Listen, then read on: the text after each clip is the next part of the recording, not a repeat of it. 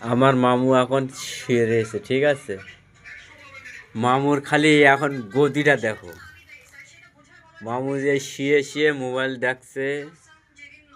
মামুর এই যে কম্বল পাতা রয়েছে আর এই যে মামুর গদি বিশাল নরম। ইতি মামুর এই বিছানের চাদরের নিচেই অন্তত দুটো কম্বল আছে। দুটো কম্বল ভাঁজ করে 4 ভাঁজ করেছে। 4 ভাঁজ করে মামু শুয়েছে অল্প একটু জায়গায়। এই দেখো আমার মামু। আজকে কিন্তু আমার মামু চশমা পরেছে, ঠিক আছে।